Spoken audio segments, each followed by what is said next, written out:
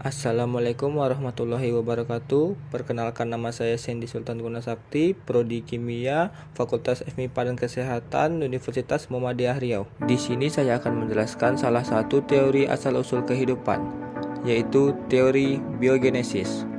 Apa itu biogenesis? Biogenesis adalah teori asal-usul kehidupan yang menyatakan bahwa makhluk hidup berasal dari makhluk hidup lainnya. Berikut adalah tokoh-tokoh pencetus teori biogenesis. Yang pertama, Francesco Redi.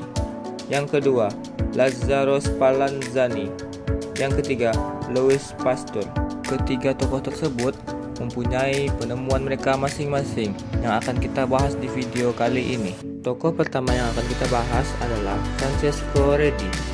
Dalam penemuannya, Francesco Redi melakukan 3 percobaan.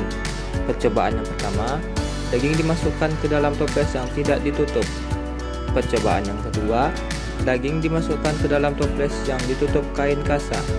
Percobaan yang ketiga, daging dimasukkan ke dalam toples yang ditutup rapat. Setelah beberapa hari diamati, dapat dilihat di percobaan pertama muncul larva pada daging. Sedangkan di percobaan yang kedua, daging hanya membusuk dan tidak ada larva. Dan pada percobaan yang ketiga, tidak terjadi apa-apa pada daging. Francesco Redi menyimpulkan larva berasal dari lalat yang masuk ke dalam toples lalu bertelur. Tokoh selanjutnya yang akan kita bahas adalah Lazzaro Spallanzani. Percobaan yang dilakukannya hampir mirip dengan Francesco Redi. Dalam percobaannya, Spallanzani memanaskan air kaldu di 2 wadah yang berbeda. Wadah yang pertama dibiarkan terbuka, wadah yang kedua diberi penutup. Setelah didiamkan beberapa hari, terlihat wadah yang terbuka kondisi air kaldunya menjadi keruh dan busuk. Sedangkan wadah yang tertutup, air kaldunya tetap jernih. Dan tokoh yang terakhir adalah Louis Pasteur. Pasteur memodifikasi salah satu wadah yang digunakan Spallanzani dengan wadah labu leher panjang. Leher panjang ini berguna sebagai indikator yang memberitahukan bahwa masih ada oksigen untuk mikroorganisme hidup.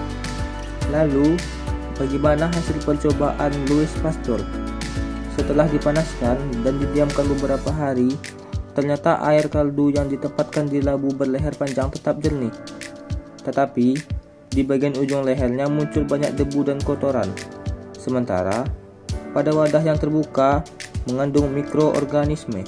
Eksperimen ini pun mematahkan teori abiogenesis dan menghasilkan teori baru. Yang pertama, omne vivum ex ovo, semua makhluk hidup berasal dari telur. 2. Omne ovum ex vivo, semua telur berasal dari makhluk hidup. 3.